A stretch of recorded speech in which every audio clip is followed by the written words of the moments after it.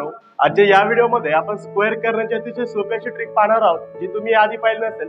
जर तुम्हाला 10 पासून ते 99 पर्यंतच्या संख्येचा वर्ग करायचा असेल आणि तुम्हाला कोणत्याही दोन अंकी संख्येचा वर्ग करण्यामध्ये अडचण येत असेल तर हा व्हिडिओ तुमच्यासाठी। बघा, अतिशय सोप्या अशा पद्धतीमध्ये मी स्क्वेअर करण्याची ट्रिक सांगणार आहे। फॉर एक्झाम्पल बघा, 10 पासून 99 पर्यंत आपल्याला 12चा वर्ग करायचा आहे। 12 या संख्येचा वर्ग करायचा आहे तर लक्षात ठेवा, ज्या संख्येचा वर्ग करायचा आहे त्या संख्येच्या खाली अशा 3 रेषा काढायच्या।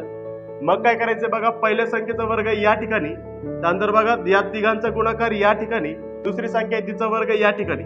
मग करूया बघा 2 चा वर्ग जो की 4 या ठिकाणी, मग या तिघांचा गुणाकार 1 2 2 बेदुने 4 या ठिकाणी, आणि बघा या 1 चा स्क्वेअर किती येतो 1 तो या ठिकाणी, म्हणजे 144 झाला तो 12चा वर्ग।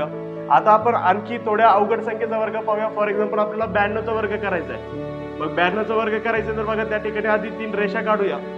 मग पहिल्या संख्येचा वर्ग 2 चा वर्ग 4, त्यानंतर बघा तिघांचा गुणाकार 9 दुने 18 18 दुने 36 36 बाजूला लिहूया। हा जो एक स्थानचा अंक तो या ठिकाणी आणि 3 आपला हातचा आला। मग आता बघा दुसऱ्या संख्येचा वर्ग 9 चा वर्ग 81 आणि 81 3 किती बघा 84, म्हणजे बघा 8464 या संख्येचा वर्ग झाला। आता फॉर एक्झाम्पल आपल्याला 14चा वर्ग करायचा आहे, 14चा वर्ग। मग 14चा वर्ग करायचा काय करायचं बघा, आधी 3 रेषा काढून घेऊया। मग पहिल्या संख्येचा वर्ग 4चा वर्ग 16 16 मधला हा जो 6 आहे बघा एकच स्थानी आणि 1 आला हातचा। मग तिघांचा गुणाकार 1 4 4 4 दुने 8 8 आणि 1 9, आणि नंतर बघा दुसऱ्या संख्येचा वर्ग 1 चा वर्ग 1 म्हणजे 196 झालं या संख्येचा वर्ग। विद्यार्थी मित्रांनो, आता आपण आणखी दोन अंकी संख्यांचे काही वर्ग करण्याचे एक्झाम्पल्स पाहूया। फॉर एक्झाम्पल 17चा वर्ग। मग काय करायचं बघा, पहिली स्टेप याच्या खाली 3 रेषा काढूया। त्यानंतर बघा 7चा वर्ग किती असतो 49 49 मधला जो एक स्थानचा अंक तो या ठिकाणी उरलाय बघा 4 जो की हातचा आलाय। मग बघा या तिघांचा गुणाकार 1 7 7 7 दुने 14 14 आणि 4 किती होतात बघा 18 18चा 8 या ठिकाणी आणि 1 बघा हातचा आलाय। त्यानंतर बघा 1 चा वर्ग किती येतो 1 1 आणि 1 2 म्हणजे 289, हा झाला 17चा वर्ग। पुढे जात असताना बघा या ठिकाणी 45चा वर्ग करायचा आहे। पहिली स्टेप बघा, या खाली आपण 3 रेषा काढूया।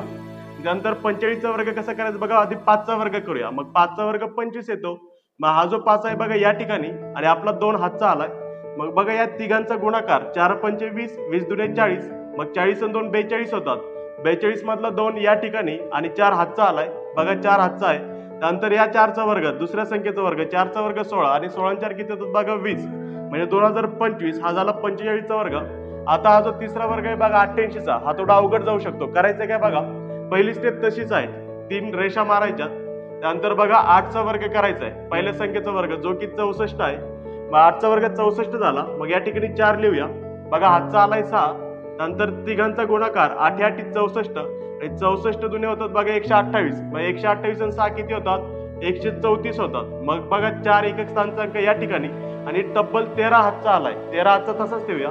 त्यानंतर बघा 8चा वर्ग पुन्हा 64 आणि 64 आणि 13 किती होतात बघा 64 आणि 13, 4 आणि 3 7 6 आणि 1 7 बघा 77 होतात, म्हणजे बघा 7744 हा झाला 88चा वर्ग। विद्यार्थी मित्रांनो, ही स्क्वेअर करण्याची पद्धत जर तुम्हाला समजला असेल आणि जर हा व्हिडिओ तुम्हाला आवडला असेल, जर तुम्ही चॅनलवर नवीन असाल तर चॅनलला नक्की सबस्क्राईब करा आणि हा व्हिडिओ इतर विद्यार्थ्यांपर्यंत पोहोचवा जेणेकरून त्यांना देखील याची मदत होईल।